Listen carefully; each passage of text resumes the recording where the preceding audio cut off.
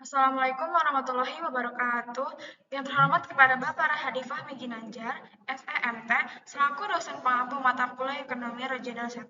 Perkenalkan, nama saya Novi Artielsa Handayani dengan NIM 55532300028. Pada kesempatan ini saya akan memaparkan hasil analisis terkait teori kutub pertumbuhan, efek penyebaran, dan efek backward pada kawasan metropolitan Yogyakarta atau Kota Mantul yang telah dilakukan oleh kelompok saya untuk memenuhi ujian akhir semester.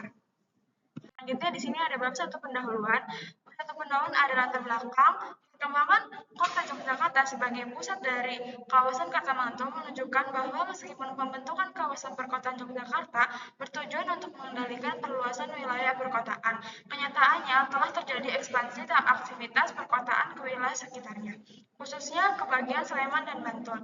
Ekspansi ini mencerminkan terjadinya urbanisasi spesial yang ditandai dengan perubahan fisik penggunaan lahan di kawasan pinggiran. Kita di sini ada rumusan masalah. Bagaimana penerapan teori kutub pertumbuhan serta dinamika efek penyebaran dan efek backward di kawasan metropolitan Yogyakarta atau Kota Mantul, serta sejauh mana ketiganya berinteraksi dalam menciptakan keseimbangan pembangunan regional. Selanjutnya ada tujuan penulisan.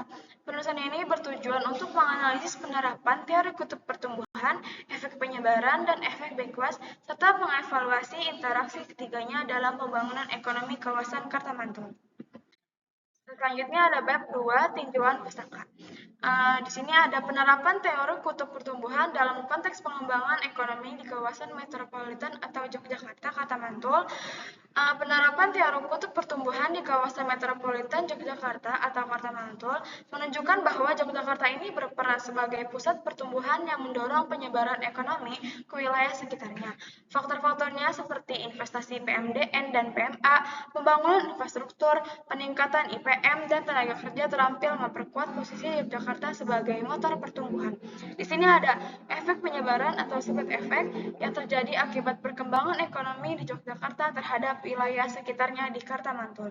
Efek penyebaran dari perkembangan ekonomi Yogyakarta mendorong pertumbuhan sektor pariwisata, ekonomi kreatif, dan infrastruktur di wilayah sekitarnya di Kartamantul, yang berdampak pada peningkatan pendapatan, peluang usaha, dan pemerataan ekonomi.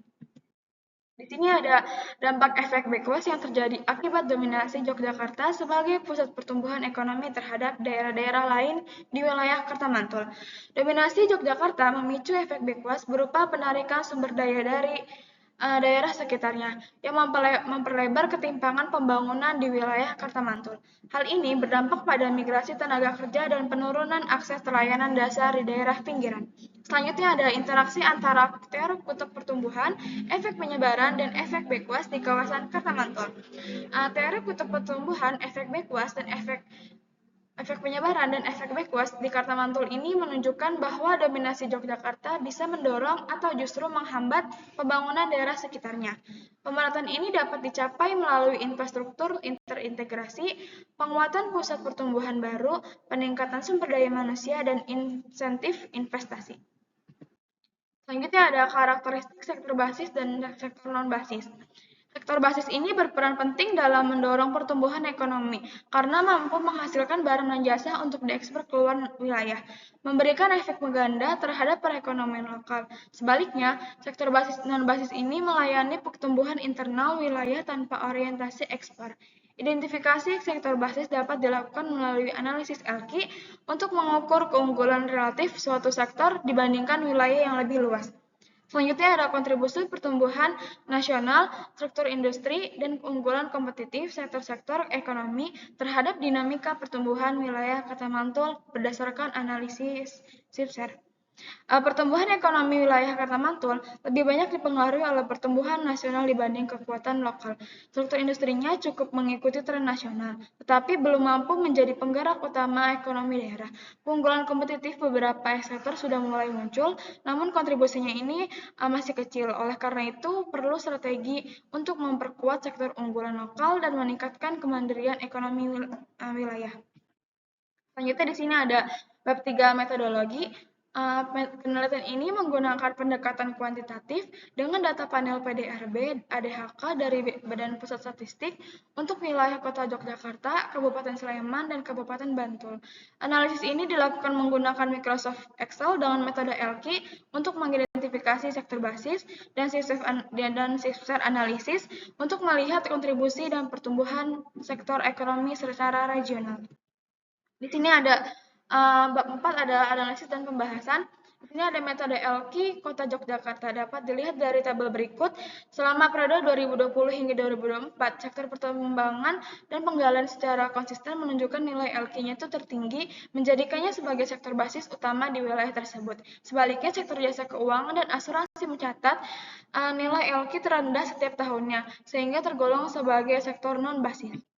Di sini ada analisis shifter di Yogyakarta, di Kota Yogyakarta. Dapat dilihat pada tabel dan grafik tersebut, sektor transportasi dan pergudangan serta akomodasi dan makan minum berada di kuadran 1 sebagai sektor unggulan dengan pertumbuhan dan daya saing tinggi.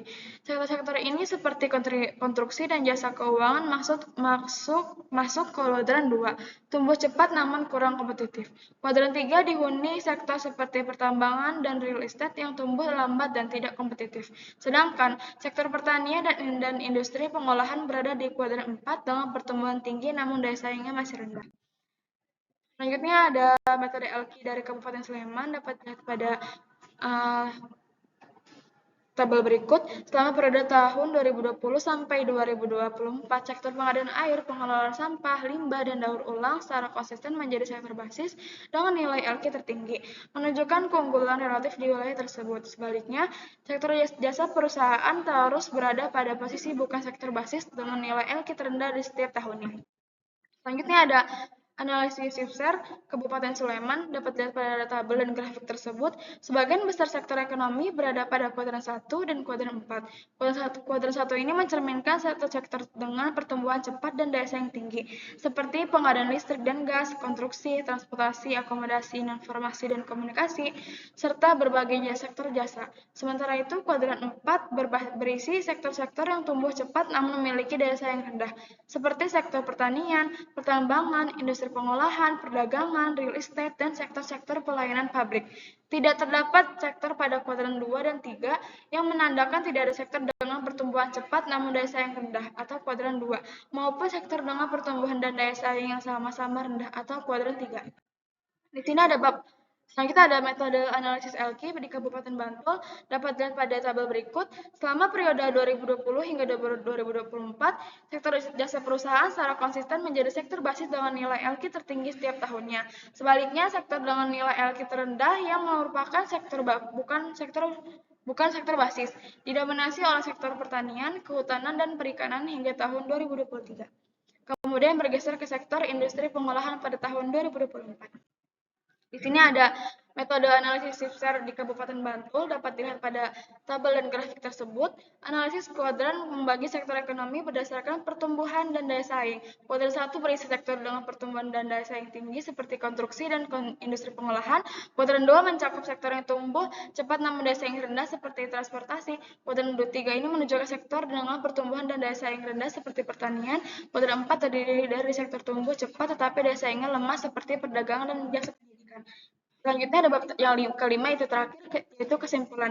Kawasan metropolitan Yogyakarta atau Kota Mantul menunjukkan dinamika pembangunan yang dipengaruhi oleh teori kutub pertumbuhan, di mana kota Yogyakarta ini menjadi pusat pertumbuhan yang mendorong penyebaran ekonomi di Sleman dan Bantul. Namun, didominasi ini juga menimbulkan efek backward berupa penarikan sumber daya dari daerah sekitar.